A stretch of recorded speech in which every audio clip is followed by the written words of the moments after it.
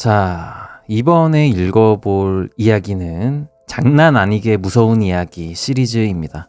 장난 아니게 무서운 이야기 시리즈는 이제 갑오징어님의 경이원지 블로그에 모아져 있는 짧은 괴담들을 읽는 시간인데요. 갑오징어님께 다시 한번 감사드립니다. 장난 아니게 무서운 이야기 시작하겠습니다. 이번 이야기는 니찬 괴담 어머니의 친어머니입니다. 어머니의 친어머니? 양어머니가 계셨던 건가? 자, 읽어볼게요. 우리 어머니와 외할머니, 돌아가신 외할머니의 이야기. 어머니와 외할머니, 외할아버지는 혈연 관계가 아니고 어머니의 친모께서는 혼인을 안 하셨는데 아이를 낳으셔서 여자 혼자 어머니를 키우셨다고 합니다. 그 친모께서도 어머니가 3살 때 병에 걸리셨는데 이런저런 사정으로 가까운 혈연 관계의 친척에 의지할 수가 없는 상황이라 혈연상으로 상당히 멀지만 아이가 없었던 외할아버지 부부가 일시적으로 어머니를 맡게 되었습니다. 결국 어머니의 친모께서는 병이 위중해져 얼마 가지 못하고 돌아가셨답니다. 그때는 어머니에게 정을 붙이셨던 먼 친척 부부는 다른 친척들의 반대를 무릅쓰고 어머니를 맡아 키웠습니다. 그게 우리 외할아버지 외할머니이십니다만 생전에 외할머니와 어머니는 진짜 친자식 같은 관계였고 외할아버지도 지금은 치매에 걸리셨지만 멀쩡하셨을 땐 저도 친외손주처럼 귀여워해 주셨습니다. 어머니의 친모분께서 돌아가시고 얼마 지나지 않았을 무렵 외할머니께서는 어린 어머니를 재우면서 옆에서 같이 잠을 자고 계셨답니다. 그런데 휙 하고 앞을 보니 반쯤 투명한 여자가 어머니 옆에 앉아서 물끄러미 외할머니를 바라보고 계셨다고 합니다. 외할머니께서는 어머니의 친모하고는 어머니를 맡으러 가셨을 때 딱 한 번 만나셨고 친모께서는 전염병에 걸리셨었다고 하네요. 아무튼 그 여자가 반투명했기 때문에 얼굴을 확실히 알아볼 순 없었지만 외할머니께서 어머니의 친모께서 아직 어린 딸을 걱정하셔서 나타난 게 아닌가 여기셔서 마음속으로 열심히 부디 안심해 주십시오. 이 아이는 우리 부부가 반드시 행복하게 하겠습니다. 라고 비니 어느샌가 그 여자는 없어졌다고 하던가요. 이 이야기는 어머니가 사춘기 때의 봄, 한때 삐뚤어지려고 했을 때 외할머니가 해주셨답니다.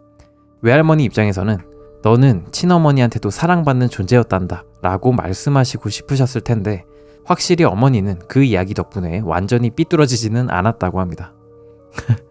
완전히 삐뚤어지진 않았다는 거는 약간은 삐뚤어졌다는 얘기겠죠? 가장 큰 이유는 친어머니의 애정이라기보다는 삐뚤어졌는데 친엄마 얼굴이 바뀌어서 나오면 무서우니까 였다고 합니다. 외할머니가 돌아가신 지금 와서는 이 이야기가 가짜인지 진짜인지 판단이 불가능하기도 하고 어머니의 친어머니 묘도 직계 친척과 왕래하지 않게 된 지금은 알 방도가 없다고 합니다. 그러니까 저 얘기 들으면 진짜 탈선 못할 것 같긴 해요. 어머니가 돌아가신 이후로도 나를 지켜보고 있는 거잖아. 그러면 삐뚤어지기 좀 힘들어질 것 같긴 합니다. 감동적인 이야기였고요. 바로 다음 이야기 니찬 괴담 하얀 집 바로 읽어볼게요. 옛날 내가 초등학생 시절에 학교 다니는 길 중간에 하얀 집이 있었다. 나무로 된 전원주택풍의 건물로 하얗게 칠한 듯한 집이었다고 기억하고 있다. 우리 집은 꽤 시골이라 아침엔 어느 정도 가까운 집에서 사는 아이들끼리 집단 등교를 했는데 귀가는 각각 따로였다. 우리 집은 같은 쪽으로 가는 아이들 중에서도 가장 멀리여서 마지막 아이랑 헤어진 다음 1km 정도의 거리를 걸어야만 했다. 하얀 집은 그 길 도중의 장소에 있었는데 나는 매일 하교 때마다 그 집 바로 옆을 지나쳐 돌아갔다. 하얀 집에서는 때때로 피아노 소리가 들려왔는데 그 집에 누군가 있는 모습을 본 적은 없었다. 하지만 내가 초등학교 3학년이 되고 어느 정도 시간이 지났을 무렵부터였을까? 그 집 창문에서 한 여자가 창 밖을 바라보는 게 보이게 되었다. 당시에 내가 언니라고 느낄 정도의 모습이었으니 모르긴 몰라도 중학생이나 고등학생 정도의 외견이었다고 생각된다. 나는 시골 출신인데다 초등학생답게 언니를 볼 때마다 안녕히 계세요 라고 인사를 하곤 했다. 언니는 그걸 눈치채지 못하는 경우도 있었지만 알아차렸을 땐 상냥하게 웃으며 내게 손을 흔들었다. 그런데 어느 날 문득 궁금해져서 그 하얀 집에 누가 사는지 부모님께 여쭤봤더니 부모님께서는 이상하다는 표정을 하셨다. 분명 거기엔 전원주택풍의 집 한 채가 있지만 하얗게 칠해져 있다거나 하진 않다. 애시당초 그 집에 살던 사람은 10년도 더 전에 이사를 가서 지금 그 집에는 아무도 살지 않는다는 것이다. 혹시 그 근처에 사는 애가 비밀기지 삼아 쓰고 있을지도 모르겠구나. 부모님은 그리 말씀하셨고 일단 그 애의 특징을 알려달라고 하셨다. 머리카락이 길고 밝은 색이라는 것과 피부가 정말 하얗고 예쁘다 라는 특징을 말씀드렸지만 부모님은 이 근처에 그런 애가 있었던가 하고 고개를 갸웃거리셨다. 그로부터 얼마 후 어느 날 나는 할아버지한테서 부적을 받았다. 할아버지께선 아까 말한 하얀 집과 언니의 이야기를 부모님한테 들으신 모양으로 작년에 여행을 갔다가 큰 신사에서 산 거요 라고 하셨던가. 그게 혹시 참말로 귀신이면 무섭잖아요. 만에 하나를 대비해서 이걸 챙겨두거라 라는 말을 들은 기억이 있다. 하지만 할아버지도 부모님도 귀신보다는 어린아이 특유의 상상 속의 친구 같은 무언가라고 여기셨던 거라 생각한다. 나도 그 언니가 유령이라고는 조금도 생각하지 않았다. 실제로 부적을 가지고 다니기 시작한 이후로도 그 언니는 보였고 집도 그대로 하얗게 보였다. 하지만 그로부터 더 세월이 흐른 어느 날 하얀 집에서 피아노 소리 대신 노랫소리가 들려오기 시작했다. 항상 들리던 피아노 곡과 멜로디는 같았기 때문에 아마 피아노로 치던 곡의 노래 버전일 거라고 생각했다. 하지만 가사는 옛날 말인 모양으로 잘 알아들을 수가 없었다. 잠시 멈춰서서 그 노래를 들은 후 창문 쪽을 보니 역시 그 언니가 노래를 부르고 있었다. 하지만 평소의 언니와 딱 하나 다른 점이 있었다. 머리카락이 새하얀색으로 변해 있었던 것이다. 그걸 보고 놀라 그 자리에 서 있었는데 노래를 다 부른 언니가 나를 눈치채고 평소처럼 상냥하게 웃으며 손을 흔들었다. 그 모습을 보고 나는 번쩍 정신이 들어 안녕히 계세요 라고 대답했다. 그날 이후로는 하얀 집에서 피아노 소리가 들리지 않게 되었고 언니도 보이지 않게 되었다. 그 집은 원래 거기 살던 사람이 다시 돌아올지도 모른다고 생각하여 그대로 놔두었다는 것 같은데 결국에는 아무도 쓰지 않아서 노후화가 심했던 관계로 철거가 결정되었다고 한다. 나에게 그 집은 결국 마지막까지 하얀 집으로 보였다. 그리고 그 집이 철거될 때 할아버지가 방금 떠올리신 듯 아직도 하얀 집으로 보이니? 하고 나에게 물어보셨다. 나는 언니가 보이지 않게 된 날에 일어난 일과 집 자체는 아직 하얗게 보인다는 것을 대략적으로 말씀드렸다. 언니를 본 마지막 날의 특징을 들으셨을 때 할아버지는 살짝 험상궂은 표정을 지으셨다. 그리고 시라 히메님과 닮았는데 뭐 이제는 안 보이게 되었다면 다행이구나 라고 말씀하셨다. 시라 히메님이란 이 근처 신사에서 모시는 백발의 재앙신이라고 한다. 꽤 옛날부터 모셔왔다는데 그 유래 등 자세한 사정을 아는 인물은 이제 없다. 갑자기 재앙신이라는 말을 들어도 막 갑자기 무섭고 그러진 않았다. 그 언니에게 무섭다거나 나쁘다는 인상이 전혀 없었기 때문이다. 아마 긴 세월에 걸쳐 모시는 동안 여러 사정 때문에 재앙신 취급을 받게 되었을 거라고 생각하고 있다. 자, 여기까지가 하얀 집이라는 이야기였는데요. 뭐였을까? 그러니까 지금 나이 먹고 생각을 해보면 어렸을 때 겪었던 그 일이 진짜 있었던 일인가 하는 생각을 할 때가 있잖아요. 그냥 내가 상상한 일인가 아니면 진짜로 있었던 일인가 생각을 좀 하게 되는데 이 이야기에서는 아무도 하얀 집으로 안 보는데 혼자만 하얀 집으로 보였다는 게 되게 특이하죠. 이런 이야기는 좀 들어본 적이 없는 것 같은데 왜지? 약간 정록색약처럼 특정 색깔을 하얀색으로 보게 되는 그런 눈에 이상 증세가 있었던 게 아닐까? 혼자만 집색을 잘못 볼 수가 없잖아. 아니면 그런 이야기가 있어요. 옛날에 김풍님이 어디 그 방송에서 뭐 하신 말씀인데 옛날에 자기가 되게 어려운 건담 같은 걸 조립하고 있었는데 너무 안 돼가지고 낑낑대고 있는데 형이 와가지고 조립을 딱딱 하더니 쉽네 이랬대요. 그래가지고 어렸을 때부터 어려운 거를 쉽다라고 말하는구나 이렇게 착각을 했대요. 뭔 말인지 아시겠어요? 어려운 거를 쉽다고 말하니까 쉽다라는 말이 어렵다는 말인 줄 알았던 거야. 그래가지고 그 상태로 학교에 가서 선생님이 이제 앞으로 나와서 문제 풀게 하잖아요. 야 김풍 너 나와서 이거 풀어봐 해가지고 풀렸는데 어려워서 못 풀고 있었대. 그래가지고 선생님이 왜 안 풀어? 이게 어려워? 물어보니까 김풍이 이제 아니요 쉬운데요? 하면서 문제를 안 풀었대. 뭐 그런 얘기가 있는데 아무튼 하얗다는 거를 좀 잘못 알았던 거 아니야? 결국에? 재앙신이라는 게 뭘까? 재앙을 불러일으키는 신인 건가? 재앙신은 태어날 때부터 재앙신인 건가?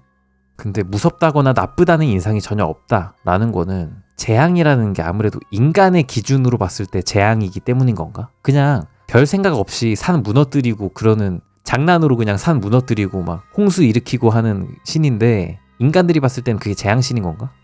아무튼 여러 사정 때문에 재앙신 취급을 받게 되었을 거라고 생각하고 있다라는 게 인상 깊어가지고 한번 얘기해봤고 재밌네요. 채팅창에 자연의 정상화는 인간의 기준에서는 재앙 이런 거 아닐까요? 그럴 수도 있고, 인간이 사실 재앙이잖아. 인간이 자연 입장에서 재앙일 수도 있잖아요. 그죠? 다 망가뜨려 버리니까. 아무튼 여기까지가 하얀 집이라는 이야기였습니다. 자, 바로 또 다음 괴담 읽어볼게요.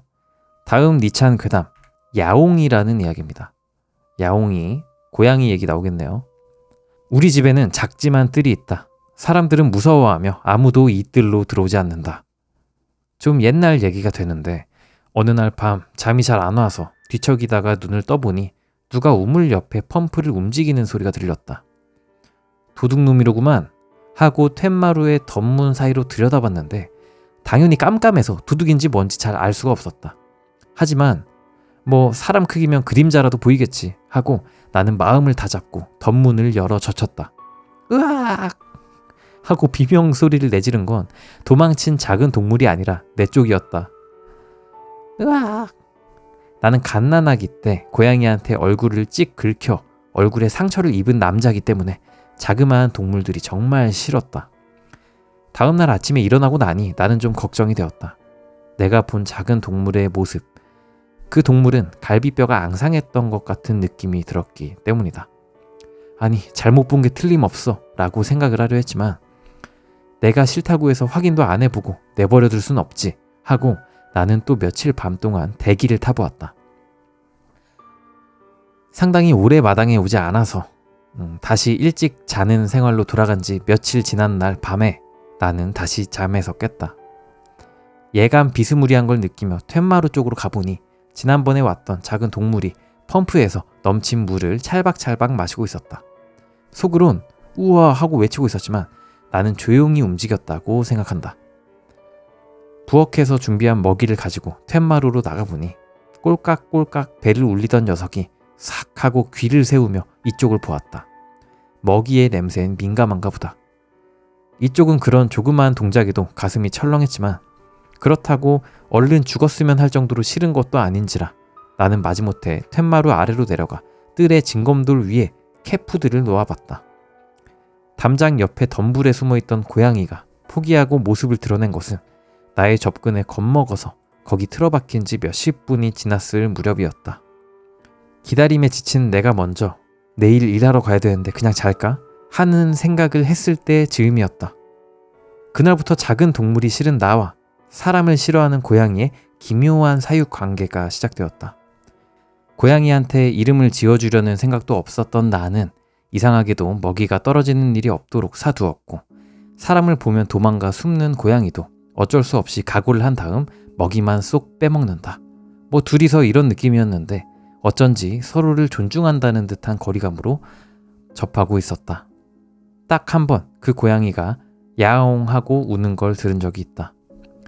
먹이를 매일 밤은 고사하고 낮에 놔둬도 먹게 되었을 무렵이었다. 빼빼 말랐던 풍채도 이제는 꽤 토실토실하니 건강을 되찾았기 때문에 나는 안심하고 먹이를 뜰에 놔둔 채 쿨쿨 자고 있었다. 혹시 그때 몇 번 더 울었을지도 모르지만 그때는 눈꺼풀을 내리누르는 인력에 저항할 수가 없었다. 그러다가 벼랑간 그 고양이는 오지 않게 되었다. 그로부터 9개월쯤 지났을 무렵 한 남성이 체포되었다. 원래 그 고양이를 기르던 남자였다. 자기가 기르던 고양이가 거치적거려서 내다 버렸다가 그래도 건강하게 돌아오는 고양이를 먹이를 끊어서 길거리에서 죽게 할 셈이었는데 그런데도 어디서 먹이를 얻어먹고 건강해져서 왔기 때문에 두 번 다시 집으로 못 돌아오게 죽였다라는 것이다.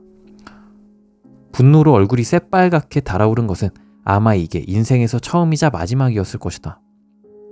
나는 알고 있다. 사람이 무서워도 어떻게든 살아남으려 그 무서운 사람한테 밥을 얻어먹어 연명하는 모습을. 그 고양이가 그렇게까지 해서 살아남은 건 아마 무서운 주인이라는 것을 알아도 그래도 어떤 믿음이 있어서였을 거라고 말이다. 그로부터 2년쯤 지나 우리 집 뜰이 어지러워지는 사건이 발생했다. 피해 신고서를 내고 어쩌고 하며 얼마쯤 시간이 지난 어느 날 밤, 무시무시한 비명소리에 잠에서 깨 허둥지둥 뜰로 나와보니 뜰에는 고양이 살해 사건 때문에 동네에서 완전히 배척당하던 그 남자가 있었다. 이불보 위에 아기 마냥 양팔 다리를 하늘로 향한 채 버르적거리고 있다. 내 눈에도 그때 전 주인을 내리누르는 호랑이 같은 모습을 한 이제는 그리운 털결이 보인 것만 같았다. 신고를 넣은 경찰이 도착하기 전에 모처럼 그 고양이는 이름도 없겠다 해서 야옹이라고 이름을 붙였다. 경찰이 확보한 거수자의 지문이 어질러진 뜰에서 채취된 것과 일치했다. 그 사실을 들은 후 나는 남자와의 면회를 희망한다고 말했다. 나는 입을 떼기가 무섭게 우리 집 뜰에서 왜 이상한 짓을 한 거냐 라고 물었다. 내가 신고했기 때문에 체포당해서 직장을 잃었다고 생각했다 라는 답을 들었다. 나는 논리가 완전 자기 멋대로네 하고 어처구니가 없었지만 그건 사실이 아니에요 하며 설명을 하니 그 남자는 순순히 납득하는 눈치였다. 내가 그에게 설명한 건 생사의 기로에서 우물물을 몰래 마시던 고양이가 인간을 믿지 못하는데도 주인님이 계신 곳으로 살아 돌아가려고 왠지 모르게 놓인 신기한 음식을 잔뜩 먹다가 언젠가 집에 들여보내주실 주인님이 계신 곳으로 다시 돌아간 이야기였다. 자리에 동석한 경찰관들은 반신반의하면서도 눈물을 찔끔찔끔 흘리고 있었다. 그 남자도 자기 고양이가 자신을 그렇게 믿고 있었다는 걸 알자 태도를 바꾸었다. 후회하는 듯한 낌새가 확실히 보일 때쯤 나는 야옹이는 절대 돌려주지 않겠다고 선언했다. 이제 당신 고양이에요 하고 그 남자도 눈을 글썽이며 그렇게 말했다. 일에 지쳐서 직장을 잃고 이런저런 일로 성가시게 여기기 전에는 내심 귀엽게 여기고 있었는데 도대체 왜 이런 마음을 품게 된 건지. 그렇게 털어놓은 남자의 모습은 야옹이가 그리워하던 주인의 얼굴로서 나도 납득이 갈만한 것이었다. 고양이 요괴가 나온 집. 근처 사람들이 요 근래에 우리 집에 붙인 딱지는 이것이다.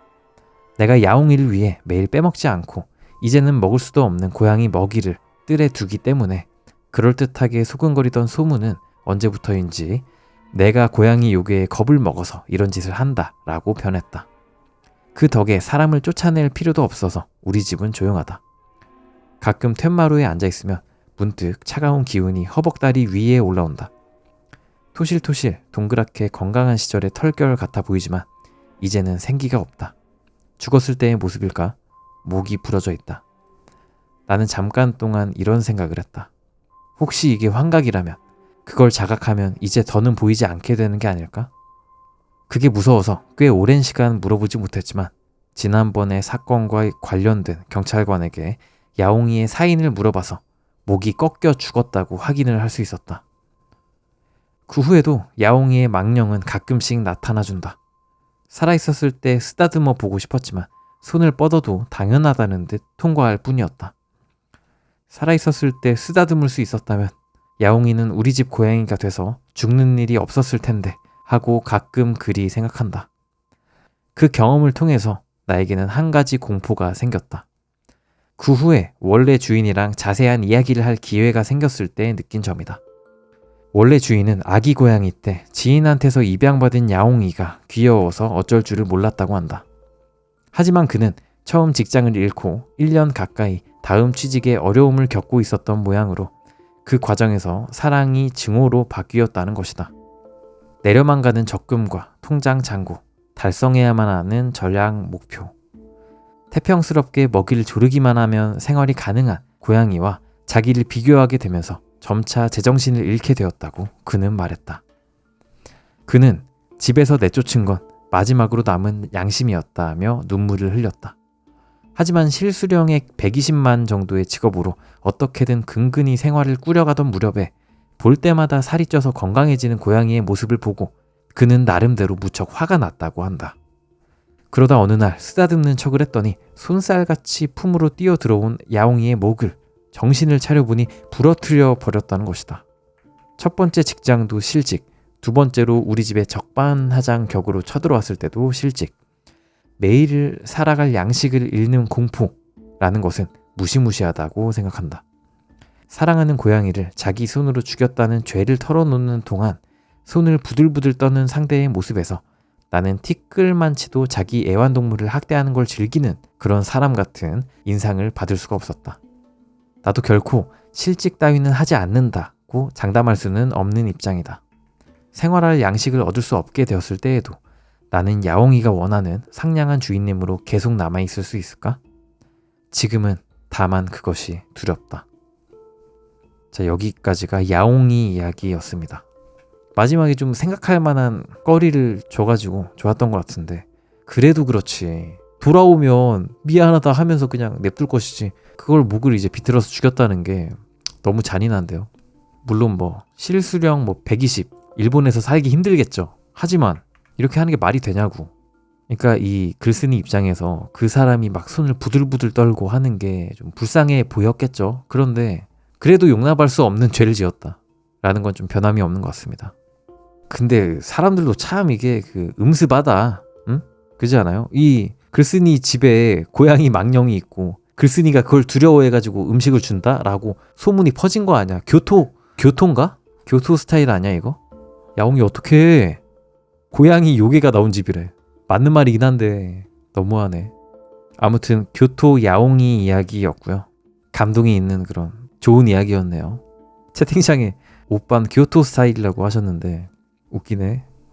자, 다음 이야기는 니창 괴담 깔깔 웃는 여자입니다.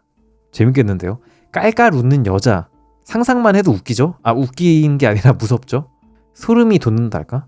깔깔 웃는 여자는 항상 뜬금없이 깔깔 웃어. 그래가지고 궁금증을 자아내게 하고 소름 돋게 하는데 한번 읽어보겠습니다. 깔깔 웃는 여자.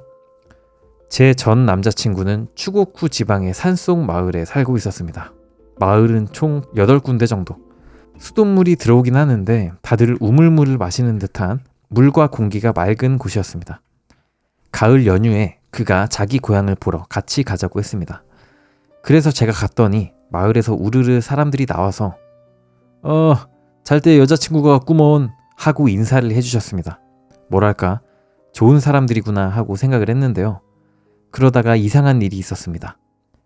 산이랑 가장 가까운 데 있는 집은 논두렁길 옆에 위치한 농기구나 둘 법한 허술한 오두막이었는데 거기서 여자가 나왔어요. 어마어마하게 예쁜 여자였습니다. 새빨간 빛에 나들이 옷도 잘 어울렸어요. 제가 넋을 잃고 바라보는데 주위 사람들이 그 여자에게 돌아가라고 엄포를 놓기 시작했습니다. 여자는 낄낄 웃으며 산속으로 들어갔습니다. 어째서 나들이 옷, 엄청 화려한 스타일의 후리소대를 입고 산속으로 들어갔는지 알 수가 없었어요. 후리소대가 뭔지 보여드릴게요. 이런 겁니다. 약간 맛쓰리, 일본 여름 축제 같은 데서 입는 그런 옷이구나. 이쁜데요. 아무튼 남자친구에게 물어도 대답해주질 않아서 그냥 그렇게 둘 수밖에 없었습니다. 집에서 그는 산에서 놀았던 얘기 같은 걸 해줬는데 산에 어디에 뭐가 있는지 잘 알고 있다는 등의 자랑을 했기 때문에 다음날 데려다 달라고 했습니다. 버섯이 핀 곳이라든지 산속의 습지 등등 참 즐거웠는데 깊은 산속 탁 트인 곳에 작은 흙더미 같은 게 있어서 저기는 뭐 하는 데야? 하고 물었더니 거긴 별거 없는 데야 라며 그가 다른 쪽으로 걸어가려고 하는 거예요. 그러다 나들이 옷 입은 여자의 낄낄 웃는 소리가 들려와서 저는 화들짝 놀랐어요. 무서워서 도망가려고 했는데 내심 그 여자가 신경이 쓰여서 제때 도망치지 못하고 말았습니다. 여자는 흙더미의 꼭대기에 있었는데 낄낄 웃으면서 이쪽을 보고 있었어요. 그래서 자세히 보니 그 흙더미 위에는 흡사 우물 같은 돌무더기가 있었어요. 분명 지금 생각해봐도 우물이었던 것 같아요. 그런데 그 여자는 낄낄 웃으며 그 우물에 탁 하고 침을 뱉지 뭐예요. 우물에서 침을 뱉는 걸 보니 어쩐지 하면 안 될 짓을 하는 느낌이 들어서 좀 기분이 나빠서 도망치려고 했는데 남자친구가 없더라고요. 근데 그 여자가 킥킥킥 하고 웃으면서 이쪽으로 내려오는 겁니다. 저는 너무 무서워서 심장이 쿵쾅쿵쾅 뛰었어요. 하지만 왠지 모르게 머리는 냉정해서 여기서 엉뚱한 방향으로 도망친들 조난을 당해 죽을지도 몰라 이 여자는 좀 기분 나쁘지만 이 사람과 이야기하면 마을까지 데려다 줄 수도 있을지도 몰라 라고 생각을 했어요. 산속 깊숙이 들어온 느낌이었거든요. 심장이 멎을 만큼 무서웠지만 그래도 제 쪽에서 먼저 여자에게 다가갔습니다. 제가 큰 개를 기른 것도 이런 일로 배짱이 생긴 덕분일지도 모르겠습니다. 아무튼 제가 먼저 여자에게 다가가니 반대로 좀 의외인 듯 순간적으로 그 여자는 어리둥절해 하더라고요. 그 거동을 보니 평범한 사람인 것 같아서 저는 좀 안심했습니다. 죄송합니다. 그 남자친구랑 떨어져 버렸는데 길을 몰라요. 괜찮으시면 혹시 함께 마을로 돌아가 주실 수 있으세요? 하고 저는 부탁했습니다. 여자는 낄낄 웃으며 가까운 거리까지 와서 제 얼굴에 자기 얼굴이 달라붙을 정도의 거리에서 발을 멈췄습니다. 칼에 확 찔리면 어쩌지 했는데 그 여자가 나랑 같이 있으면 안 돼. 납치당해버릴걸? 여기서 습지로 나갈 수 있니? 하고 작은 목소리로 말했습니다. 습지는 어딘지 알아요. 그랬더니 지금 시간대면 습지를 따라 내려가면 마을 사람들이 숯을 굽고 있을 테니 습지에 물을 따라 내려가거라 라고 말했어요. 말투가 굉장히 시원시원해서 흡사 상남자 같은 느낌이라 저도 모르게 함께 가주세요 무서워요 하고 부탁해버렸습니다. 그랬더니 안 돼. 난 일이 있어서. 나하고 한 말은 아무에게도 발설하지 않는 게 좋아. 돌아보지 말고 가렴 이라고 하더라고요. 어쩔 수 없이 그대로 습지까지 도망간 다음 습지의 물길에 위치해 산을 내려가니 연기가 보였습니다. 연기를 쫓아갔더니 숯을 굽는 오두막이 있고 그 안에 한 할아버지가 계셨어요. 무뚝뚝한 할아버지가 무서웠지만 마을까지 함께 내려가 주셔서 정말 다행이었습니다. 길 가면서 그 여자에 대해 여쭤봤는데 잘 가르쳐주지 않으시더라고요. 다만 그 여자는 어떤 역할이 있어 산에 사는 코개를 모시러 간 걸 테다. 너가 그 역할에 걸리지 않아서 다행이구나. 용케 무사히 돌아올 수 있었어. 라고 말해 주셨습니다. 남자 앞에는 코개가 나타나지 않으니까 자기랑 같이 가면 괜찮다고 마을까지 데려다 줬어요. 할아버지께서 마지막으로 남자친구는 어떻게 됐누? 하고 물어보셔서 저를 두고 가버렸어요 라고 농담 삼아 그랬더니 그래서 기내와 함께 있으면 안 되는 게다 라고 중얼중얼 그러시는 거예요. 남자친구의 집에 도착했더니 남자친구가 갑자기 저한테 도계자를 박았는데 기내나 코계에 대해서 물어봐도 모른다고 한 채 얘기가 끝났어요. 그 후로 그 여자는 다시 보지 못한 채 제 동네로 돌아왔는데 남자친구와는 예전에 헤어졌기 때문에 무슨 사정인지 잘 모르겠어요. 홀, 이 이야기는 여기까지인데요. 그 번역자님의 또 해설이 살짝 있습니다. 기내는 아마 무녀를 뜻하는 고어, 옛날 말 기내인 것 같습니다. 즉 전남친은 산속의 여자를 잡아가는 무언가, 그러니까 코개를 섬기는 무녀에게 화자를 바쳤는데 코개가 나타나기 전에 무녀가 자비를 베풀어 돌아가는 길을 알려준 것이라고 하네요. 오, 그러니까 무녀 선에서 약간 오지 마세요, 돌아가세요 이렇게 커트가 된 거네. 전남친은 코개한테 그러면 왜 바친 거야, 이 여자친구를? 그러면 이 남자랑 사귀는 사람은 정기적으로 이제 받쳐지겠네. 계속 행방불명 되고 죽겠네. 미친놈이네. 코개를 섬기나 봐, 남자친구가. 그죠? 도계자를 박았대. 미안해. 나도 잘 모르겠어. 무녀 덕에 살았네요, 할아버지랑. 이 이야기 재밌는데? 근데 이 무녀는 왜 우물에 침을 뱉은 거야? 민폐잖아. 약간 센 척한 건가? 이 여자가 그냥 이 여자 그냥 납치해서 데려가려고 했는데 이 여자가 먼저 자기를 좀 덜 무서워하고 먼저 다가와가지고 막 저랑 같이 뭐 마을 내려가실래요? 라고 말하니까 나한테 이렇게 대한 사람 진짜 오랜만인데 살려줘야지 이런 생각이 들었나 보다. 그러니까 사람은 좀 약간 선한 느낌을 주는 게 좋은 것 같아요. 아무튼 운 좋게 살아남았고 여기까지가 깔깔 웃는 여자라는 이야기였습니다. 깔깔 웃는 여자가 악역일 줄 알았는데 남자친구가 쓰레기였네. 아무튼 다음 이야기, 니창 괴담 천장 뒤쪽에 계단이 있었다 라는 이야기입니다. 바로 한번 읽어볼게요. 나는 초등학교 3학년 언저리까지 자주 2살 아래 여동생과 집안에서 숨바꼭질을 하며 놀았다. 둘 다 자기 집은 속속들이 알아서 서로 매번 눈 깜짝할 사이에 들키는데 난 절대 들키지 않는 장소를 알고 있었다. 2층 벽장에 이불이 들어가 있을 때 이불을 무너뜨리지 않고 잘 오르면 벽장의 천장 널빤지에 손이 닿는다.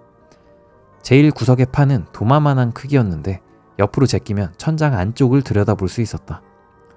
손전등을 들고 들어간 다음 안에서 천장판을 되돌리면 발견되지 않을 자신이 있었지만 도저히 거기 들어갈 수 없는 사정이 있었다.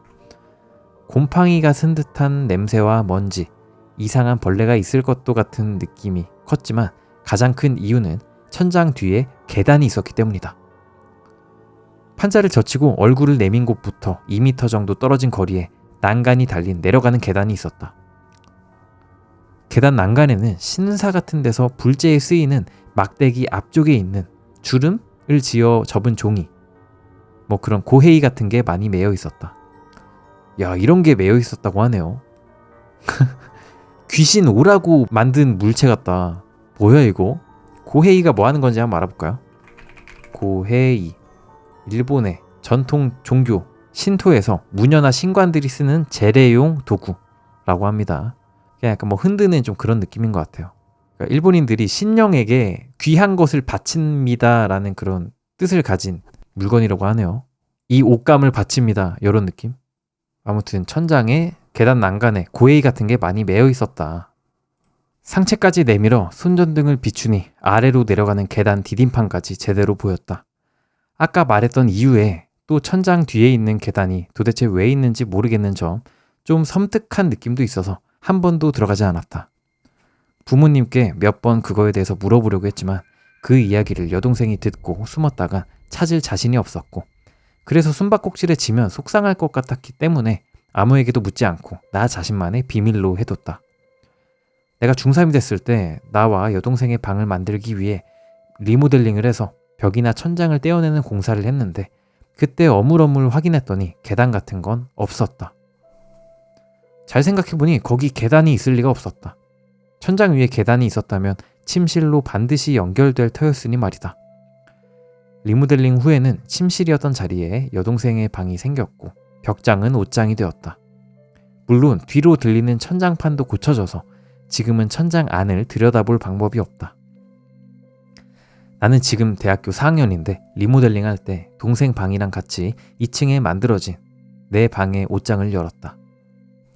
졸업 여행 준비를 위해 여행 가방을 꺼내기 위해서였는데 옷장의 위쪽 널빤지가 왠지 어긋나 있는 것 같았다. 평소에 눈여겨본 것도 아니니 원래 이랬는지 헷갈렸는데 사실 원래 옷장 위쪽은 널빤지 한 장으로 단단히 막혀 있었던 것도 같다. 그럴 텐데 지금 보니 확실히 판자가 어긋나 있는 것처럼 보이기도 하고 평소 볼 수 없는 천장 안을 들여다볼 수 있는 기회라고 볼 수도 있었기 때문에 나는 스마트폰의 손전등 기능을 사용해 안을 확인해 보았다.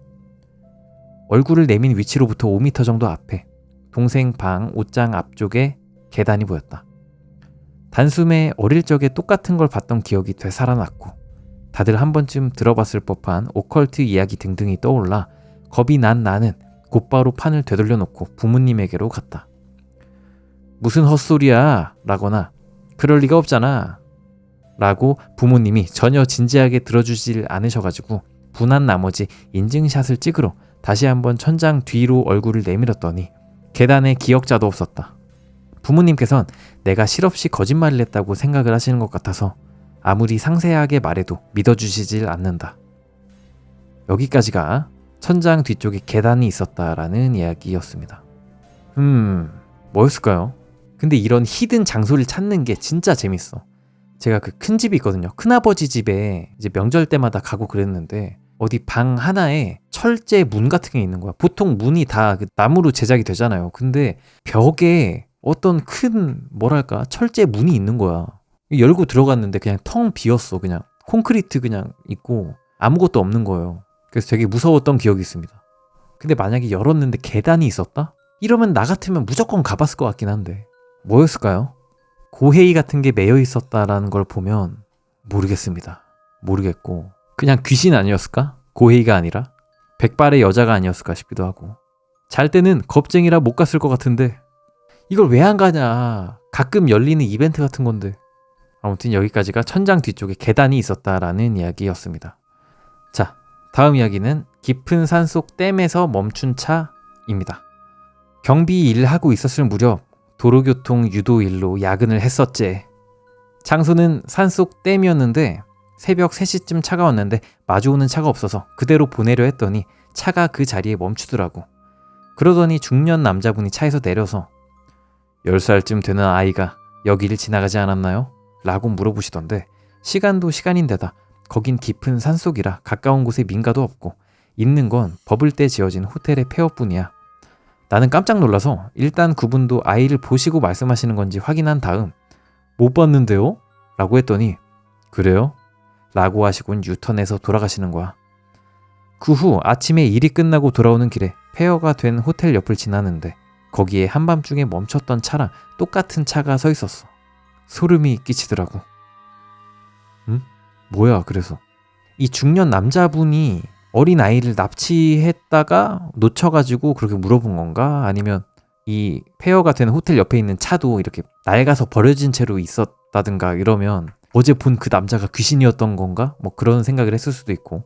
근데 너무 불길하다 이 질문 자체가. 한밤중이고 이제 산인데 중년 남자가 와가지고 어떤 아이가 지나가지 않았나요? 물어보면 약간 추격자 느낌이 있어. 혹시 그 어떤 여자 못 봤어요? 여기 그 아까 무서워하면서 들어오더라고. 여기 방으로 들어와요. 여기 방에 있어. 이렇게 말하면 안 될 것 같은 그런 느낌이 들 것 같은데. 추격자 슈퍼 아줌마처럼. 지나갔어도 말 안 해줘야 되지 않나라고 생각을 했었는데 만약에 이 중년 남자분이 그 아이의 친인척이라든가 뭐 엄마라든가 아빠라든가 이러면 말을 해줘야 되잖아. 왜 물어보냐고 좀 집요하게 캐물을 것 같긴 합니다. 왜요? 근데 왜요라고 하면 지나간 거 티내는 느낌이라 또 좀 그렇기도 한데 모르겠다. 이거 뭐라 대답해야 돼? 그냥 솔직하게 말하긴 해야겠다. 아닌가? 자, 여기까지였고요. 다음 이야기 바로 읽어보겠습니다. 다음 이야기는 졸업 앨범의 장문이라는 이야기입니다. 심령 체험이랑은 좀 다른데 내 초등학교 6학년 때 일이다. 같은 반 친구가 화재로 죽었던 적이 있었다. 가스가 새서 뭐 불이 났다 하던데 그래서 무슨 소리냐 하면 학교 졸업 앨범에는 반 애들 장문이 다 실리게 되는데 거기 걔 장문도 실려 있었다. 여름방학 후에 쓴 숙제 장문이 남아 있었던 것이었다. 그래서 졸업 앨범 받고 집에 가서 읽어보고 난 무서워서 그만 벌벌 떨었다. 걔가 쓴 장문 내용은 가족끼리 간 불꽃놀이라는 글이었다. 어디에 뭘 구경하러 갔다. 언제 갔다. 이거랑 저거랑 뭐 많이 먹었다. 그런데 그 뒤에 마지막 한 줄이 이제 이런 불꽃놀이는 평생 볼 수 없겠다는 생각이 들었습니다. 그걸 읽고 진짜로 무서워서 벌벌 떨었다. 에? 헐, 어떡해. 그러니까 가족들끼리 얘기가 이미 다 되어 있었던 거야. 우리 그 축제 보고 다 같이 죽자. 이게 다 이게 합의가 돼 있는 상태였던 거고 아이는 합의했다고 하기 좀 뭐하지만 다 알고 있었던 거네. 그러면 자기가 죽는 거를. 가슴 아픕니다. 근데 약간 중의적이기도 해. 아닐 수도 있어. 그게 아닐 수도 있어. 그냥. 아무튼 여기까지가 졸업 앨범의 장문이라는 이야기였고요. 이 이야기 짧고 굵네요. 무섭네. 진짜 엄청 소름 돋겠다.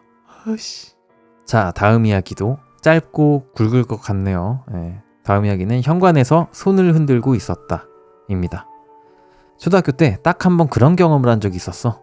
초등학교 저학년 때까지는 아버지가 돌아오실 시간이 가까워지면 현관 언저리에서 기다리는 게 버릇이었거든.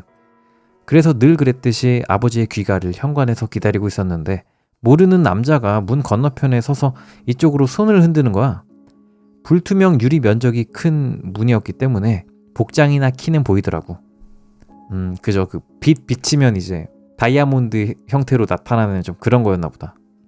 겁쟁이였던 나는 당연히 거기서 도망쳐 엄마에게 말씀드렸지만 상대해주지 않으시더라고. 다시 현관으로 돌아오니 그 사람은 더 이상 없었고 집에 돌아오신 아버지께 말씀드리니 아버지께서는 조금 놀라서 이렇게 말하셨어. 그건 네가 어렸을 때 돌아가신 할아버지다 카이. 항상 퇴근하실 때 현관에서 손을 흔들곤 하셨다 아이가. 그 사람을 본 시기는 오봉, 죽은 조상들이 돌아온다는 일본의 명절인 오봉 무렵으로 할아버지께서 우리 얼굴이 보고 싶어져서 오신 걸지도 몰라. 여기까지가 현관에서 손을 흔들고 있었다라는 이야기였습니다. 할아버지 같네요. 할아버지였을 것 같다. 오봉이고 불투명한 유리 안에 애가 있는 걸 보고 손을 흔들 사람은 없잖아. 할아버지 말고는. 그죠? 할아버지 맞네요. 자, 다음 이야기는 검지손가락이라는 이야기입니다. 얼마 전 쉽사리 잠에 들지 못하던 밤에 일어난 일입니다. 그날 폭염과 일로 지쳐 있었던 저는 평소보다 꽤 빨리 9시쯤에 아이와 같이 누웠어요. 지쳐서 금방 잠에 들 수는 있었지만 너무 빨리 잠에 들기도 했고 더위 때문인지 한밤중에 깨버렸습니다. 눈은 아직 감고 있었는데 어느샌가 가볍게 쥔 제 왼손바닥 안에 뭔가 들어와 있더라고요. 누군가의 검지손가락 같았어요. 침대에 같이 누운 아이는 제 오른쪽에서 자고 있을 텐데 저희는 늘 그렇게 자거든요. 게다가 그 손가락은 아이 것이라기엔 너무 컸어요. 화들짝 놀랐지만 눈을 떠서 확인할 용기는 나지 않았습니다. 그런데 저도 왜 그런지 모르겠지만 반사적으로 그 손가락을 꼭 쥐어버린 거예요. 확실히 인간의 검지손가락이었습니다. 이상하게도 무서운 마음은 들지 않았습니다. 오히려 그 손가락이 어디선가 만져본 적이 있는 느낌이라 그립기까지 했어요. 아내 혹은 부모님, 어쨌든 그런 친숙한 느낌이 들었습니다. 그런 생각을 하고 있었는데 왼손이 꼭 잡고 있던 손가락의 감촉이 슥 하고 어느샌가 사라져 버렸습니다. 하지만 이번에는 바로 옆에 사람이 앉아있는 느낌이라고 할지 뭔가 압박감 같은 게 느껴졌어요. 그 압박감이 점점 무게를 더해오는지라 몸에서 식은땀이 쫙 배어나왔습니다. 처음 해보는 경험이었습니다. 아무리 저라도 이제는 무서워져서 아는 불경을 머릿속으로 몇 차례 되뇌었습니다. 잠시 후에 그 기척은 갑자기 슥 하고 사라졌습니다. 저는 안심하여 천천히 눈을 뜬 다음 주변을 확인했지만 별다른 것은 없었습니다. 아이는 잠결에 조용히 숨을 고르고 있었고 역시나 오른쪽에 누워 있었습니다. 저는 누워서 잠깐 그 일을 돌이켜 봤습니다. 그런데 그때 문득 돌아가신 할머님과의 기억이 되살아났습니다. 저에게 할머니는 곧 어머니나 다름없는 분이셨습니다. 그런 할머니께서 노환과 병원 내에서 감염된 병으로 생이 얼마 남지 않게 되셨을 무렵의 일입니다. 저는 주에 몇 차례 병문안을 갔는데 평소 같으면 그냥 자리에서 주무시고 계셨을 할머니가 그날만큼은 눈을 몽롱하게 조금 뜨시곤 제 쪽으로 천천히 손을 뻗으시는 겁니다. 마치 도움을 청하는 것 같았습니다. 저는 그때 어떤 종류의 마치 공포와도 같은 감정을 느껴버려서 가냘프게 뻗은 그 손을 도저히 마주지어 드릴 수가 없었습니다.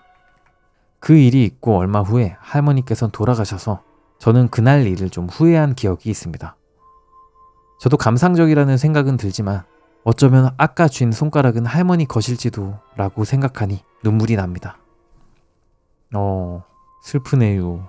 왜냐면 그 병원에 누워 계시면 좀 약간 달라지잖아. 평소에 그런 어르신과 병원에 누워 계실 때 어르신의 컨디션 차이가 크니까 이 사람이 공포와도 같은 감정을 느꼈다라는 거 약간 이해는 되긴 합니다. 근데 안타까운 일인데 돌아가시기 전에 잡았으면 좋았을 텐데 그거에 대해서 좀 후회를 하고 계시다가 할머니께서 찾아와 주셔가지고 후회하지 마라, 손 한번 잡고 그래라 이렇게 와주신 것 같아요. 그런 마음으로. 여기까지가 검지손가락이라는 이야기였습니다. 감동적이네요. 자, 다음 이야기 바로 읽어볼까요? 다음 이야기는 그 8호를 잊을 수 없어 이야기 한번 읽어보겠습니다. 군마현과 사이타마현을 잇는 산기슭의 한적한 마을을 가로지르는 도로는 칸나 강을 누비는 듯한 형태로 뚫려 있다. 왼편에는 미카보산이 있어 완만한 흐름 곳곳에는 캠핑족들이 친 가지각색의 텐트 천이 점점 흩뿌려져 있었다. 슬슬 저녁이 다 될 무렵 조수석에 앉은 아내와 캠핑으로 보낸 3일간을 이야기하면서 내일부터 할 일을 생각하고 있었던 나는 한숨을 쉬었다. 캠핑이 다 끝나고 이제 일상으로 돌아가야 돼서 한숨을 쉰 거죠. 아이들은 뒷좌석에서 자고 있다. 강의 물줄기가 크게 넓어지고 깊은 군청색으로 바뀌어 호수와도 같은 경치로 변한다. 칸나 호수. 인공호지만 도심에서 가깝다는 이유로 인기도 많다. 여보, 화장실 좀 들릴 수 있어요? 알았어. 나도 음료수나 좀 더 사지 뭐. 조금만 더 가면 휴게소야. 분명 몇 킬로미터 앞에 터널을 나와서 보이는 밭 언저리에 있을 것이다 라고 생각하고 도로가 완만한 커브길로 접어들어 가볍게 브레이크를 밟았다. 그런데 그때 앞에 난 도로 오른쪽에 많은 수의 사람들이 걷는 모습이 보였다. 이쪽을 등지고 도쿄 방향으로 걷고 있다. 다양한 색의 옷을 입은 채 아이, 노인, 남녀가 골고루 말이다. 등산을 하러 온 것 같은 모습은 아니었다. 그 단체를 천천히 추월하는 데는 시간이 꽤나 필요할 것 같았다. 도쿄에서도 꽤 보기 힘든 모습이다. 백미러에는 군데군데 이쪽을 향해 손을 드는 사람도 몇 명인가 보였다. 그리고 그 행렬의 선두는 마침 터널로 들어가려는 타이밍이었다. 걷자라는 건강단체가 있다고 하네요. 걷자도 아닌 것 같은데 도대체 뭐 하는 사람들일까? 라고 나는 아내에게 물었다. 빨리 가요! 아내는 갑자기 목소리를 높였다. 조수석을 보니 아내는 앞을 응시하며 차 멈추지 마요! 라고 했다. 나는 영문도 모른 채 엑셀을 밟았다. 다행히 터널 반대편에서 오는 차는 없었다. 터널을 빠져나와 휴게소 주차장까지 단숨에 차를 꽂아 넣었다. 뭔데 도대체? 그 사람들 전부 신발을 안 신고 있었다고요. 신발? 그게 무슨 소리야? 그리고 나는 어떤 사실을 깨닫고 그만 아연실색했다. 주차장에서 보이는 터널 출구, 그 출구에서 나오는 사람의 모습이 보이지 않는 것이었다. 몇 분이 지나도 말이다. 쇼와 땡땡년 8월 하네다에서 출발한 일본 항공기가 경로를 이탈해 칸나강 상류의 오스타카산 능선에 추락하는 일이 있었다. 당시 상황을 녹음한 녹음기엔 승객들에게 신발을 벗으신 후에 안전한 자세를 취해달라고 말하는 기장의 방송이 기록되어 있다. 다만 지금은 비상 상황이라도 신발을 벗으라고 지시하진 않는다.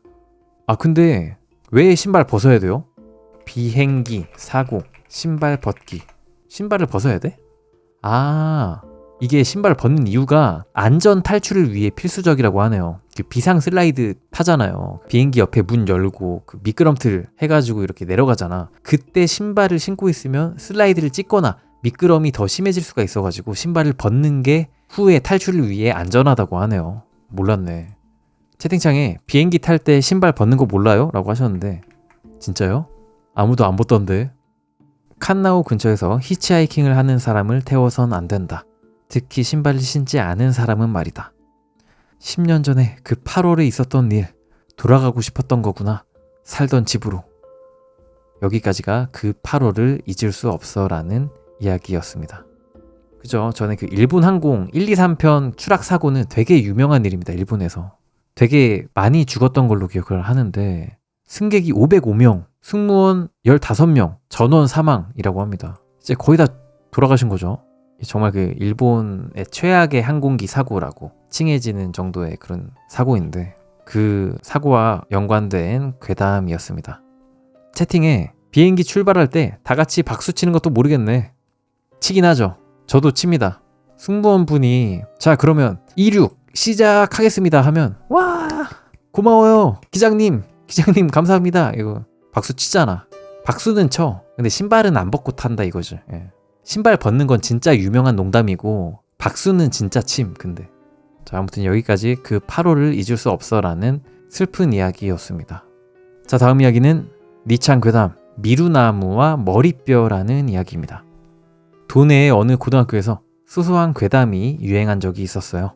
학교 건물 옆에 심어진 앞에서 4번째 미루나무를 해질녘에 보러 가면 머리뼈가 굴러다닐 때가 있는데 그걸 본 사람은 24시간 내에 죽는다 라는 이야기였어요.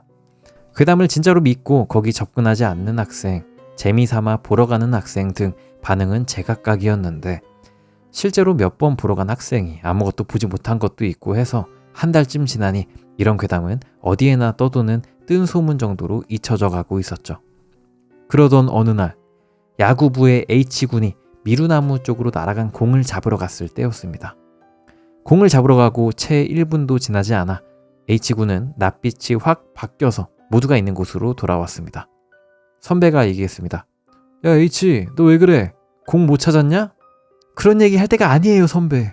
머리뼈가 깨진 머리뼈가 미루나무 있는데 떨어져 있어요. 하? 뭔 소리야? 구라치지 말고 빨랑 공이나 찾아와. 그게 아니라니까요. 구라가 아니라 진짜로 틀림없이 있었어요. 머리뼈가 떨어져 있었다고요. 누가 장난으로 가짜를 놨는지 몰라도 기분 나쁘니까 선생님께 말씀드려가지고 제발 해결 좀 해주세요. 와 진짜로? 그럼 내가 선생님께 말씀드려볼게. 근데 요즘 세상에 이런 땡신 같은 장난치는 놈도 다 있네. 야 거기 1학년 어딜 보러 가려고 하고 있어? 쓸데없는 장난은 잊어버리고 시합 계속한다. 알겠냐? 이렇게 악질적인 장난이라는 걸로 결론을 짓고 시합은 금세 재개되었는데요. 그날 부활동 후 귀갓길에 H군은 야구부 고문 S 선생님한테 불려갔습니다. 야 H, 너 이 새끼 지금 뭐 하자는 거야? 선생님 놀리면 재밌냐? 응? 아니 왜 그러세요? 시치미 떼지마 임마. 미루나무 아래 머리뼈고 뭐고 비슷한 물건도 없잖아. 얘기 듣고 금세 가봤는데 없었어. 틀림없는 사실이야. 그럴 수가. 저는 분명. 변명은 생활지도실 가서 들으마. 알겠지? H군은 선생님의 의견을 정면으로 반박한 탓인지 장장 20분 동안 설교를 듣게 되었습니다. 그런데 그날 귀갓길에 H군은 사고를 당해 죽어버렸습니다. 속도 위반 승용차에 치인 후에 뒤에 따라오던 트럭에 두개골이 박살났다고 합니다. 그가 본 머리뼈는 그 자신의 피할 수 없는 미래를 보여준 게 아니었을까요? 에바야, 치인 다음에 트럭이 그걸 못 보고 바퀴로 밟았다는 거 아니야, 머리를. 야, 이거 좀 선생님도 좀 안타까운데요? 선생님이 설교한 그 20분 때문에 세계선이 바뀐 거잖아. 설교를 해가지고 속도 위반 승용차에 치이고 트럭에 박살난 거잖아. 선생님도 많이 좀 힘드시겠네. 진짜 자기의 모습을 본 거네요. 자신의 이제 미래? 머리뼈가 박살난 미래를 보게 된 거네. 안 믿어줘서 일부러 차에 치인 거라고요? 그럴 리가 있겠습니까?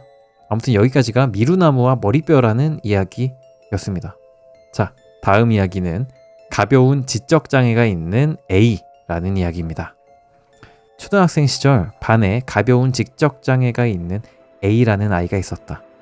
사실 따지고 보자면 특수학급이라고 해야 되나? 그런 곳으로 가야 맞지만 우리 학교는 그 당시에 그런 게 없기도 했고 내 억측일 뿐이지만 A네 부모님도 되도록 A를 보통 학교에 다니게끔 하고 싶으셔서 그렇게 같이 공부하게 된 게 아닐까 생각한다. 거기에 A 본인도 지적 장애가 있다고는 해도 수업 시간에 갑자기 이상한 소리를 지르거나 한 적도 없었고 항상 생글생글 웃고만 있는 건 조금 깨름칙했지만 쾌활하고 밝고 그림도 무척 잘 그려서 반에서 괴롭힘을 당하거나 따돌림 당하는 일도 없었다. 하지만 그렇다고 해서 전혀 문제가 없었던 건 또 아니라 언제 한 번은 A가 밤이 돼도 집으로 돌아오지 않는다고 큰 소동이 일어난 적이 있었다. 그 일이 있고 나서 결국 A를 무사히 발견해 확보를 했는데 하교 중에 어째선지 길을 잃어서 집으로 돌아가질 못하고 길가에서 큰 소리로 울고 있는 것을 근처에 사는 사람이 경찰에 신고해서 보호하게 되었다고 한다. 소동 이후로 A 어머니께서 A군의 등하굣길에 마중을 나오시게 되었는데 그러다 A네 아저씨께서 병으로 입원하게 되셨기 때문에 그동안 A네 집 근처에 사는 반 친구 몇 명이 교대로 A를 데려다 주게 되었다. 그중 B는 A와 사이가 좋아서 점심시간에 둘이서 자주 건담이나 근육맨 그림을 그리곤 했다. 나도 몇 번 같이 그림 그리고 논 적이 있는데 A군이 그림을 너무 잘 그려서 깜짝 놀랐던 기억이 있다. 그러다 문득 정신을 차려보니 A를 데려다주고 데려오는 건 B의 담당 같은 느낌이 되어 있었다. 그런데 그렇게 둘이서 같이 등하교하게 되고 그렇게 되고 난 지 몇 달 후인지는 잊어먹었지만 B 집에 불이 났다. B와 부모님은 가벼운 화상만 입고 살아남았지만 남동생과 할아버지가 세상을 떠나고 말았다. 발화 원인은 아무래도 돌아가신 할아버님이 담뱃불을 잘 못 끄셨기 때문인 것 같다고 한다. B는 잠시 학교를 쉬게 되었고 그러는 동안에는 A의 어머니가 A를 바래다 주고 데려오시게 되었다. 이때 즈음에는 이미 A네 아저씨는 퇴원하셨다고 기억한다. A에게는 B의 집에 난 화재 소식이 알려지지 않았으며 주위 친구들도 A에게 B가 아파서 쉬고 있다라고 했다. 제일 친한 친구가 없어서 A는 꽤 외로워 보였다. 그런데 그러다 오래간만에 B가 학교에 오게 되었는데 뭐랄까 반 전체가 B를 어떻게 대해야 할지 선뜻 한마디로 표현하기 힘든 분위기가 되어 있었다. 그런데 몇몇 눈치 없는 것들이 평소엔 딱히 친하지도 않은 주제에 힘내라, 간바레 라며 B에게 말을 걸고 옆반 놈이 흥미 위주로 우리 반을 들여다보는 와중에 교실 뒤쪽 문으로 등교한 A가 B의 모습을 보자마자 지금까지 본 적 없는 말로 표현하기 힘든 표정으로 뭐라 알아들을 수 없는 소리를 지르며 복도로 달려나가는 것이다. A의 모습을 그러니까 저런 모습을 본 적은 없어서 어떤 의미로는 충격이었다. 소란을 듣고 달려오신 선생님이 날뛰는 A를 데리고 양호실로 가셨고 우리는 교실에서 잠시 자습 느낌으로 기다리게 되었다. 그러다 잠시 후 선생님이 돌아오셨는데 A는 어머님께 이끌려 집으로 돌아간 듯 그날은 학교로 돌아오지 않았다. 다음날 B가 A를 데리러 갔는데 A의 어머님이 오늘 A는 아파서 쉰다고 미안하다고 사과를 하셨다고 한다. 결국 A는 그대로 2번 다시 학교에 오지 않았다. 나중에 들은 소문으로는 다른 학군 내 특수학급이 있는 학교로 전학을 갔다는 모양이었다. 나는 중학교에 입학할 무렵 부모님 일 때문에 다른 현으로 이사를 하였기 때문에 그 이후로 초등학교 때 친구들과는 소원해졌었는데 이야기가 길어지니까 자세한 그 사정은 각설하고 당시 가장 친했던 C와 재회하게 되어 한 장 같이 걸치게 되었다. 그래서 마시면서 그 시절 얘기로 흥이 올랐는데 A의 이야기가 나오자 C가 정색을 하는 것이다. 듣자 하니 C는 A가 선생님이랑 양호실에 갈 때 막 등교한 참이라 복도에서 엇갈리게 되었는데 그때 A가 울며 불며 뭐라고 소리치는 말 사이로 무서워, 뜨거워 라는 말을 들었다고 한다. C가 말하기를 난 A 상태가 이상해졌을 때 그 자리에는 없었지만 B를 보고 저랬다는 소리를 듣고 왠지 무서워지더라고. 왜냐면 B네 가족들 화재로 돌아가셨잖아. 근데 A는 그걸 모를 텐데 뜨겁다고 하다니. A 걔 B랑 그렇게 친했는데 도대체 B에 뭘 보고 그렇게 정신이 나갔는지 생각을 해보니까 뭔가 섬뜩한 거 있지. C는 나중에 이 사실을 그 당시 반 친구들 몇 명한테 얘기했는데 다들 믿어주지 않았다는 모양이었다. 다른 반 친구들 말로는 A는 분명히 소리를 지르고 있었지만 무슨 소리인지 전혀 알아듣지 못했다고 했다. 참고로 그 후 B가 죽거나 하진 않았고 지금은 지방의 모 기업에서 일하고 있다고 한다. A는 그 후 어떻게 됐는지 확실하지 않다. 길고 별로 무섭지도 않은 이야기 미안하다. 하지만 C에게 A가 한 말을 듣고 나서 나는 까맣게 잊고 있었던 A의 그 뭐라 형용할 수 없는 표정을 떠올리게 되었다. 뭐라고 해야 할지 우는 얼굴도 아니고 무서워하는 느낌도 아니고 그 표정을 어떻게 설명해야 좋을지 문장으로는 잘 표현할 수가 없다. 야, 여기까지였는데요. 왜일까? 이 A가 이걸 어떻게 알았을까? 그 현장에 있었거나 아니면 뭔가 영적인 뭔가를 가지고 있기 때문에 저걸 알아챘든가. 뜨거워 무서워라는 거는 이 돌아가신 분, 할아버지나 이 남동생에게 빙의가 됐다든가 하는 걸 수도 있겠고, 그것도 아니라면 뭔가 B와 A 간의 그 불난 그 날에 뭔가가 있었던가. 그 2가지 그 경우의 수가 있네요. 모르겠다. 왠지 기분 나쁘네. 놀리는 것 같기도 하고. 채팅창에 불타 죽는 가족이 뜨겁다고 하는 걸 본 건가? 라고 하셨는데 B 옆에 불타 죽는 그 귀신이 붙어있다 그 얘기시죠? 무섭다. 만화에 나오는 그런 설정 같다. 자, 다음 이야기도 바로 읽어볼게요. 다음 이야기는 묘지가 있는 절에서 놀곤 했다 라는 이야기입니다. 초등학교 1학년 무렵 우리 집안 묘지가 있는 절에서 자주 혼자 놀곤 했다. 연못에 잉어를 보거나 절에서 기르던 고양이 3세기와 노는 게 참 즐거웠다. 할아버지 무덤에 성묘도 가고 주변에 난 민들레를 따다 바치고는 했다. 그러던 어느 날 언제나처럼 민들레를 따고 있었더니 기모노를 입은 할머니가 말을 걸어주셨다. 이지미 씨네 카즈코지? 잠시 못 본 사이에 많이 컸구나 라고 말하며 할머니는 웃으셨다. 어느 때에게 분이시냐고 여쭸더니 야마구치 선생님네 할머니란다 라고 대답하셨다. 야마구치 선생님은 근처 소아과 선생님으로 나도 열이 나거나 하면 진찰 받으러 선생님을 찾아가곤 했다. 할머니가 길을 잃어버렸단다. 무덤까지는 올 수 있었는데 선생님 집까지 가는 길을 몰라서 곤란하지 뭐니. 어른도 미아가 되긴 하는구나 라고 생각을 하고 저쪽 문을 나가셔서 쭉 가다가 차가 많이 다니는 길을 왼쪽으로 돌아서 다시 쭉 가시면 돼요. 횡단보도는 건너지 마시고요 라고 알려드렸다. 할머니는 아이고 고맙구나. 이렇게 잘 가르쳐주다니. 어쩜 이리 기특할꼬. 이건 선물이란다 라고 말하며 메이지 밀크 카라멜을 주셨다. 맛있겠는데요.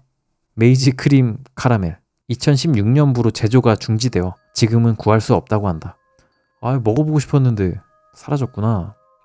아무튼 그날 밤 감기에 걸렸는지 나는 열이 났다. 그래서 저녁 8시쯤에 야마구치 선생님이 왕진을 오셔서 엉덩이에 주사를 맞게 되었다. 잘했다는 칭찬을 듣고 싶어서 나는 낮에 있었던 얘기를 말씀드리고 선생님 할머니께서 주신 메이지 밀크 카라멜을 보여드렸다. 선생님과 어머니는 깜짝 놀란 듯 서로 얼굴을 마주 보셨다. 그리고 난 아마 그대로 그냥 잠들어 버린 것 같다. 잠에서 깨어보니 아침이 되어 있었고 열도 다 떨어져 있었다. 나중에 알았는데 할머니는 작년에 돌아가셨었고 사정이 있어서 뼈를 분골해서 따로 묻었다고 한다. 카라멜은 할머니께서 아주 좋아하시는 음식이었는데 틀니에 들러붙지 않도록 하나를 천천히 오래오래 씹지 않고 계속 할곤 하셨다는 것이다. 이날이 오봉이었나? 그럼 할머니가 뭐 잘 찾아가셨겠네요. 네. 야마구치 선생님도 보고 좋다. 이런 이야기는 가슴이 정말 따뜻해지네요. 못 본 사이에 많이 컸구나. 이것도 되게 따뜻해. 기억하고 있는 거 아니야. 아이들에게 관심을 갖고. 좋은 이야기였습니다. 묘지가 있는 절에서 놀곤 했다 였고요. 자, 다음 이야기도 또 바로 달려볼게요. 다음 이야기는 모자이크 느낌의 낙서라는 이야기입니다. 10년 정도 전 얘긴데 누가 동네 담벼락에 이상한 모자이크 느낌이 나는 낙서를 뿌려둔 걸 발견한 적이 있었다. 아마 종이 같은 걸 오린 다음 위에서 스프레이를 쏴서 벽에 옮겼을 것이다. 그런 식으로 양산되는 커피의 보스 얼굴이나 아베 낙서 같은 걸 뉴스에서도 본 적이 있고 말이다. 이 얼굴 이거 유명하죠? 프리미엄 보스. 이게 되게 일본에서 아이코닉한 얼굴인가 보네요. 그래서 그 낙서가 무엇이었냐 하면 멀리서 볼 땐 검은 얼룩이었는데 가까이서 보니 확실하게 알 것 같은 그런 느낌? 아이폰 앱에 입력해보니 역시나 QR코드였다. URL에 접속해보니 해상도가 낮은 동영상으로 각 낙서 장소의 밤 풍경을 찍은 것이었다. 길이는 한 30초 정도? 여담이지만 URL로 봤을 때는 어느 동영상이든 간에 올린 곳이 그립게도 새였다. 새? 새라는 영상 업로드 사이트인 것 같아요. 약간 우리나라로 치면 좀 M군? M군 같은 포지션인 것 같은데? 아무튼 그 동영상이 올려진 곳이 그립게도 새였다. 아무튼 왜 이런 짓을 하는지도 전혀 모르겠고 딱히 사건이 될 만한 건더기도 없었기 때문에 그냥 내버려뒀다. 그런데 그렇게 낙서를 둘러보고 나고 일주일쯤 지난 후에 집 옆에 전봇대에도 똑같은 낙서가 찍혀 있었을 땐 살짝 오싹한 기분이 들었다. 우연히 그런 거겠지 하고 자신을 타이르면서 QR을 열었더니 이번엔 낮에 찍은 밝은 동영상으로 처음으로 사람이 찍혀 있었다. 동영상은 이곳저곳 바뀌긴 하나 대강 비슷한 내용이었는데 그 모두가 다양한 사람들이 한결같이 벽을 향하고 핸드폰을 만지작거리는 장면들이었다. 다만 모든 장면에 벽을 가리키는 같은 인물이 있었고 그 옆에서 다른 한 명이 핸드폰을 만지고 있었다. 그리고 거기에 찍힌 핸드폰을 만지는 사람 중에는 나도 있었다. 가리키는 놈은 내 바로 옆에 있었다. 틀림없이 그 녀석이 이 낙서들을 만든 녀석이겠지만 난 낙서를 보러 돌아다닐 때 이런 놈은 본 적이 없었는데 어쩐지 무서운 느낌이 들어서 당분간 문단속을 조심하고 다녔다. 여기까지가 모자이크 느낌의 낙서라는 이야기였는데요. 뭐야? 걔 중에 나도 있었는데 이 가리키는 놈이 내 옆에 있었던 그 상황이 기억이 없는 거잖아요. 이 글쓴이가.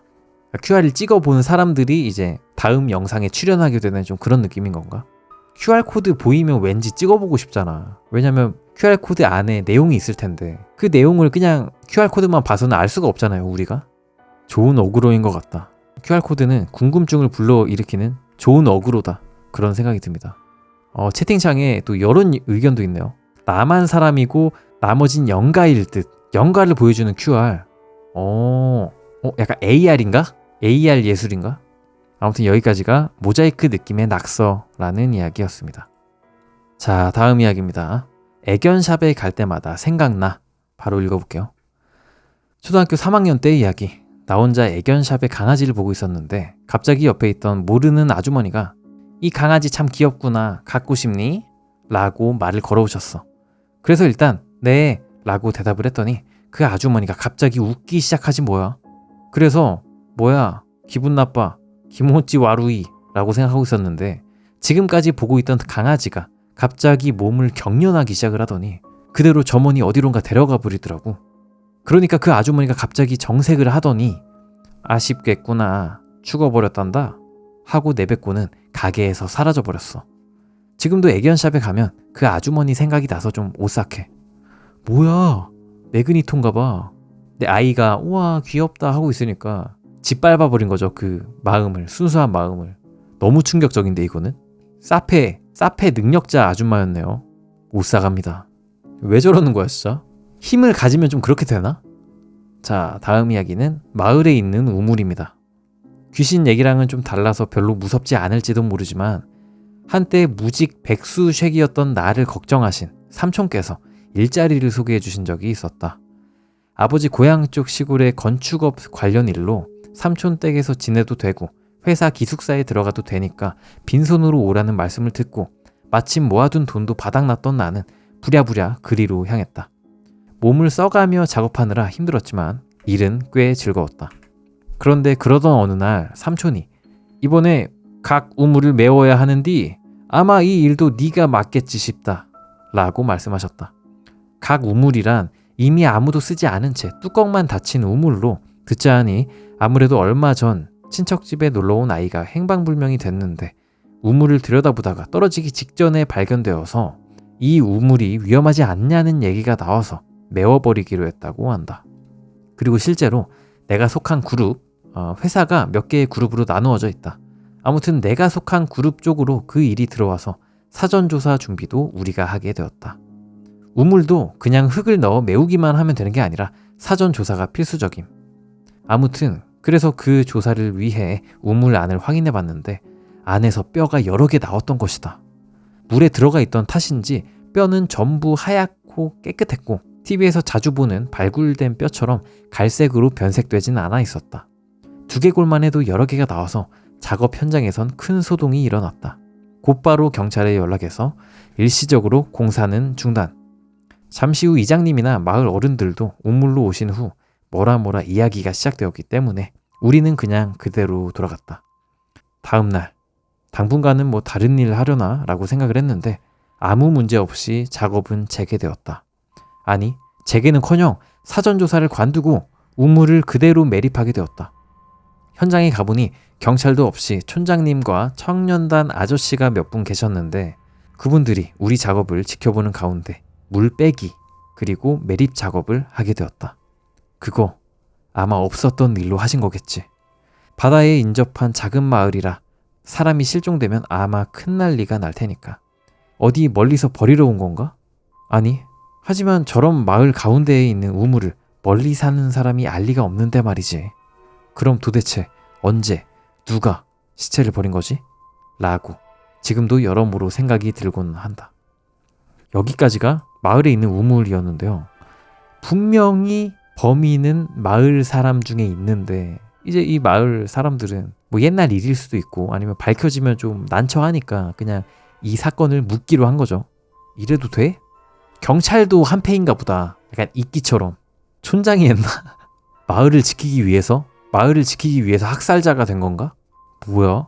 근데 무섭겠다. 이런 일이 진짜 많을 거 아니야. 마을의 일들은 되게 폐쇄적이잖아. 저 이런 얘기도 들은 적 있거든요. 그러니까 어떤 마을이 있는데 마을에 어떤 행사 같은 게 있거나 하면 다 술을 먹잖아. 근데 차를 타고 온 거야. 근데 그게 이제 음주 단속에 걸리면 경찰한테 큰 소리를 한대요. 야, 내가 누군지 알아? 너 누군지 알아? 하면서 막 마을 높은 사람한테 전화하고 이러면 경찰이 놔준대. 음주 측정도 아예 안 해버린대. 그런 일도 많은데 일본의 한 마을에서 이런 일이 벌어지지 않으리라는 법이 없죠. 진짜 있을 법한 일이다. 아무튼 여기까지가 마을에 있는 우물이라는 이야기였습니다. 왜 안 무서운 우물은 없는 걸까? 좋은 우물이 진짜 많이 없긴 하네. 너무 폐쇄적이다, 마을이. 자, 다음 이야기는 사람 감지 센서가 작동했다라는 이야기입니다. 뭘까요? 어느 날 현관에서 그레이드 탈취 스프레이가 씩 하고 작동하는 소리가 났어. 이어서 비슷하게 현관의 인체 감지 센서식 조명이 딸깍하고 켜지는 소리가 나더니 복도에 불이 켜지는 게 보였어. 그리고 잠시 후에 거실에서 아이들 장난감 소리가 나지 뭐야. 버튼을 누르면 여러 소리가 나는 건데 아이는 내 옆에서 자고 있고 설마 남편이 건드리지도 않았을 텐데. 시끄럽기도 하고 그래서 거실에 보러 갔어. 장난감이 놓여진 곳 근처에서 얼굴에 마치 거미줄이 걸린 듯한 감각이 얼굴에 느껴지는 거야. 떼어내려고 해봤는데 역시나 거미줄은커녕 거미 한 마리 없더라. 그런데 너무 기분이 안 좋아서 짜증을 내면서 장난감을 집는 순간 갑자기 생각났어. 그 장난감은 물려받은 건데 친구네 아이가 죽고 단짝이었던 우리 애가 유품 같은 느낌으로 받아온 거야. 그리고 그 일이 있었던 날이 친구네 애 기일이었던 것도 기억나지 뭐야? 여기까지인데요. 그러니까 애가 또 놀러 온 거네. 죽은 아이가. 제목이 사람 감지 센서가 작동했다요. 아이가 죽는다는 거. 얼마 살지도 못해본 아이가 죽는다는 그 이야기 자체가 그냥 눈물 버튼입니다. 너무 슬픕니다, 진짜. 왜지? 왜 그렇게 슬퍼하는 걸까? 애가 죽으면 너무 슬프잖아요. 왜 그런 거지? 아이가 좀 순수하니까 좀 죽는 게 안타까운 그런 건가? 그러니까 좀 순수한 의문이 드네요, 갑자기. 왜 애가 죽는 거에 더 안타까움을 느낄까, 우리들은? 한번 좀 같이 생각해 주시겠습니까? 아무래도 가능성이 많은 개체이기 때문에, 아이가. 그렇기 때문에 그걸 좀 더 안타깝게 여기도록 사람들이 이제 진화를 한 건가? 인생 그래도 사는 게 뭐 썩 나쁘지 않은데 그거 못 살아보고 죽으니까 그게 안타까운 그런 느낌? 모성 본능? 삶이란 것에 대한 정의가 세워지기도 전에 죽음을 먼저 알게 되어서 아무것도 못 누려보고 죽었다. 다 좀 일리가 있는 말씀드리네요. 귀엽고 약한 존재에 더 감정적으로 생각해서 그렇지 않을까요? 저것도 맞는 말이지. 다 맞는 말, 맞말밖에 없네요, 채팅에. 그렇긴 해. 빨리 저거 해줘요. 아가밈? 아, 가라고요. 아가라고요. 뭐였지? 아는데? 아, 그거구나. 못 지나가요. 못 지나가요. 이거랑 그 똑같은 밈이구나. 아, 가라고요. 아, 가라고요. 또 뭐 있었더라? 띄어쓰기의 중요성, 각도의 중요성. 아, 발에다 줄게. 발에? 다 줄게. 아, 아빠가 방에 들어가신다. 아빠 가방에 들어가신다. 이건 진짜 고전이다. 교과서에 써져 있는 띄어쓰기의 중요성이잖아. 아기다리 고기다리던. 진짜 쌉고전이다. 나 어릴 때도 고전이었는데. 아기다리 고기다리. 너무 무서워. 쉬메료 유유. 쉬메료. 아, 쉬메료랑 쉬메료. 저건 처음 보네. 저런 게 있었어? 창작 아니에요? 웃기기. 와. 저게 있다고? 거짓말 치지 마. 웃기기. 진짜 있네.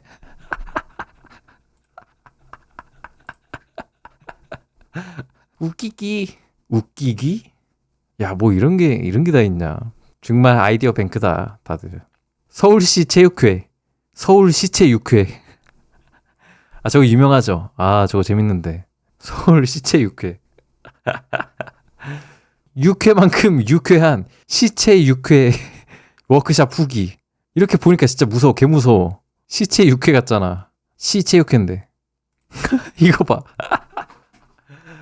서울시 장애인 복지관, 서울시장 애인 복지관. 애인이 많으면 가능하겠죠, 이런 게. 무지개 같은 사장님. 게임하는데 남자친구가 자꾸만 져요.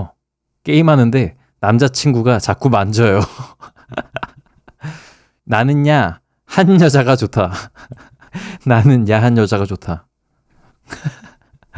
나는 후배를 위하는 선배가 좋다. 아하.